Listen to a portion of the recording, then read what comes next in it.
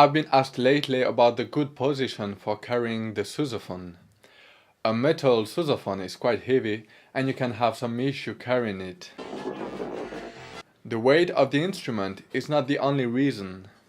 As you play the sousaphone, you have to carry it on your left shoulder.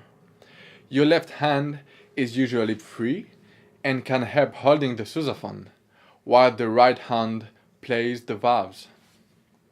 So your left shoulder and hand are making a tiring effort while your right side is quite free. Oh, fine. So you're playing in an asymmetrical position and it is hard for your body, no matter how strong you are. As a solution, I suggest that you don't overcompensate the weight of your sousaphone. Don't contract your left shoulder more than necessary. Also, wear your sousaphone as near as possible from your neck. If the pipe of the sousaphone rests on the very extremity of your shoulder, it will feel much more tiring. While I'm not playing, I used to carry my sousaphone on my right shoulder. I do it in order to keep a good balance of effort between both shoulders. Another issue is the breathing.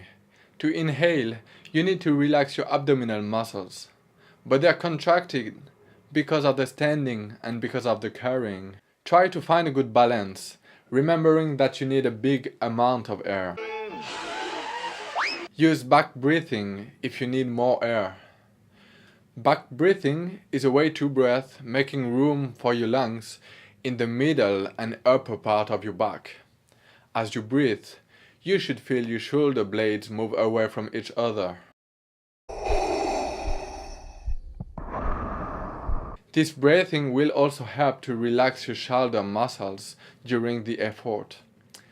After an exhausting performance, stretch your muscles if you have time for it. It will help you to recover for the next day.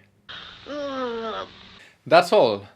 If you have any ideas or any tip about how to carry your sousaphone and how to spare energy, please leave your comments.